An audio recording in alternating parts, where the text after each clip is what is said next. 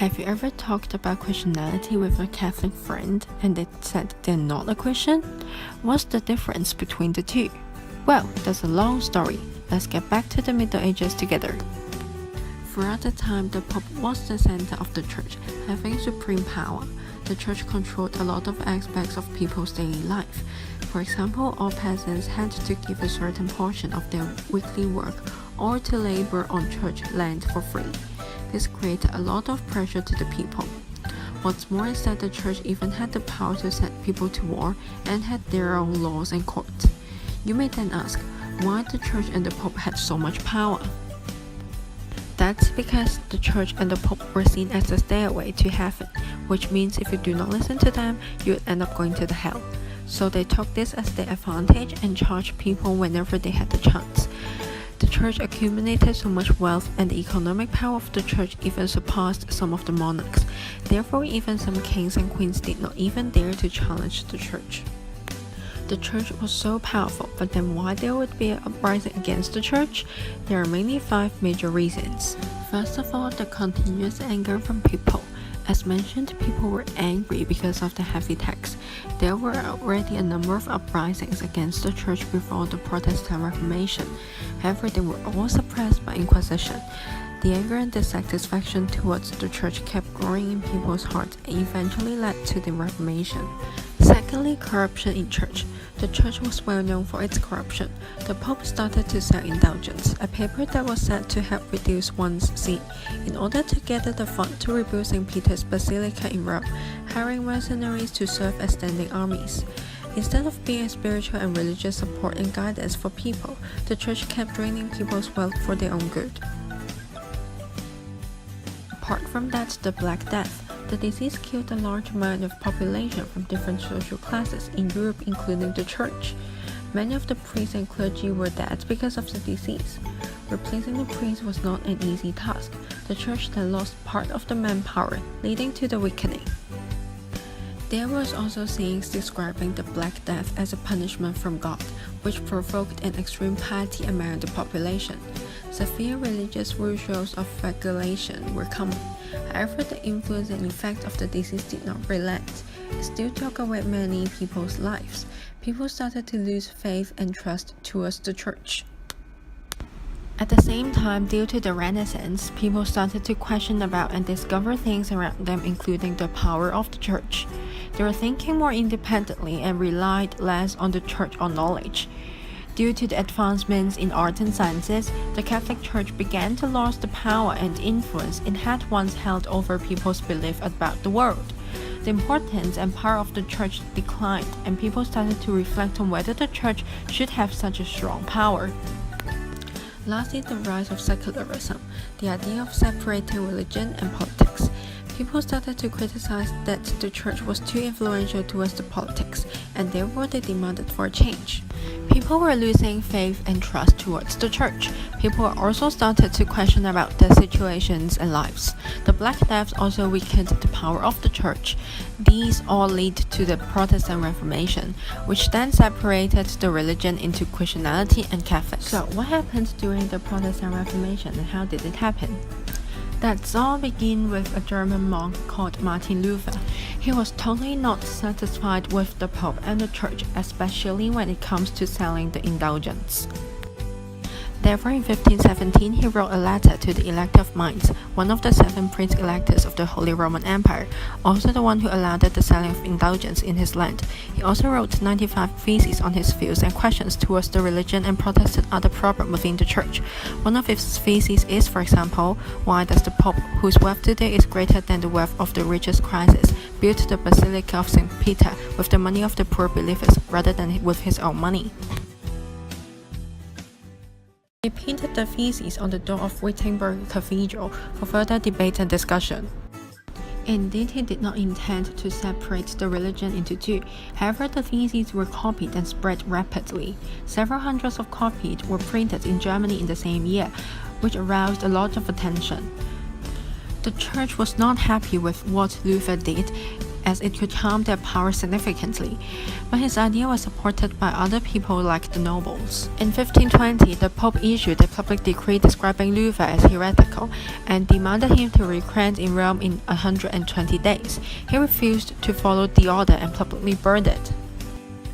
He continued to voice out his opinion and wrote 3 monumental works, denying the authority of the Pope being the only interpreter or confirming the interpretation of the Bible in 1520. Lastly, in January 1521, he was excommunicated by the Catholic Church. Later in April, Luther went to the Diet of Worms, an imperial meeting of the Holy Roman Empire, under the emperor's self-conduct, responding to the charges of heresy. He insisted that his theses were not heretical unless the Bible stated that. Disorder broke out and the Diet was dismissed. Luther was still seen as a heretic. He then hid himself in the Wittenberg.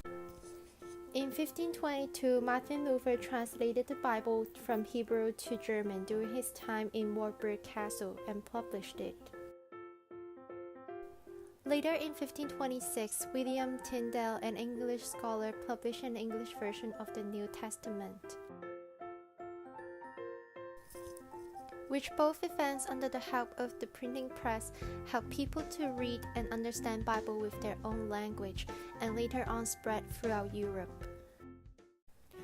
The English Reformation was a series of events happened in 16th century where the Church in England separated from the Roman Catholic Church and the Pope. It was both a religious and political movement that lowers the power of Catholic and promotes the power of Christian in Western and Central Europe.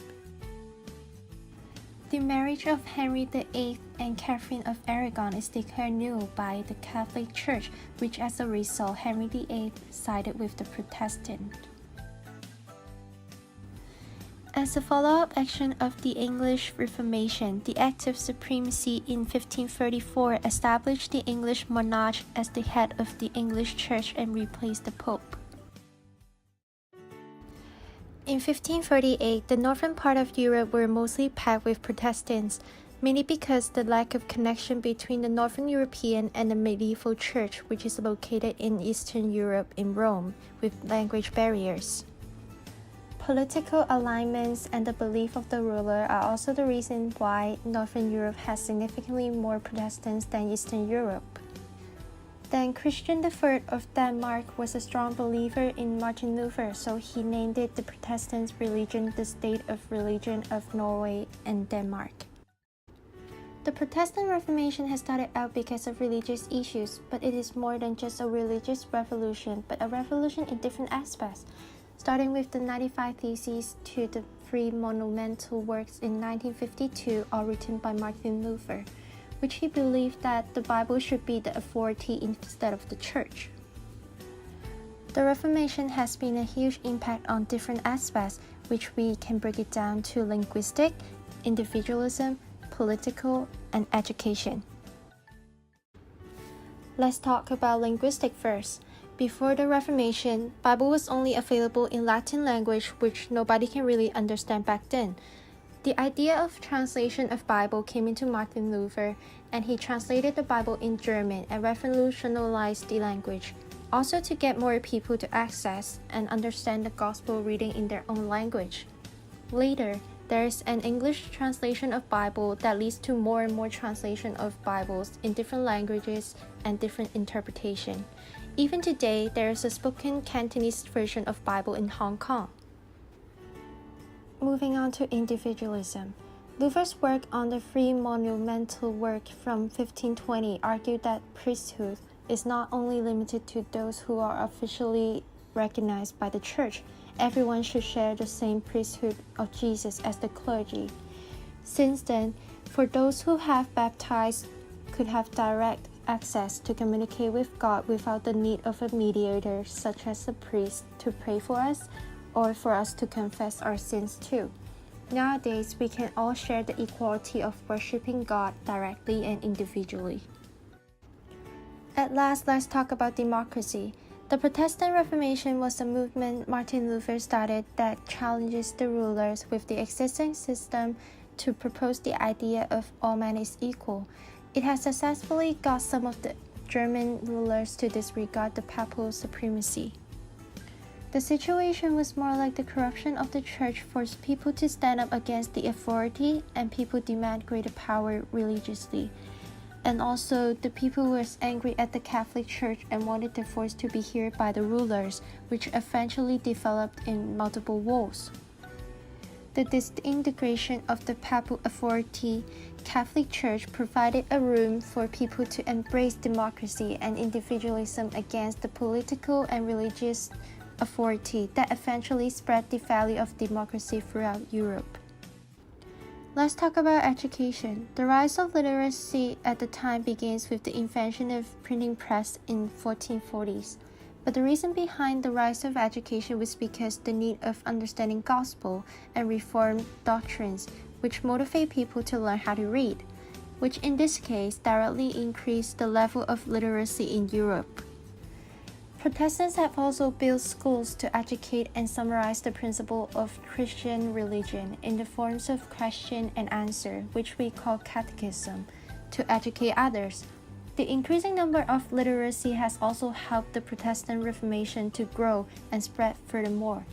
This kind of loose education has built up a strong foundation of democracy, education, and church engagement. Protestant Reformation has never stopped and continued even up till now.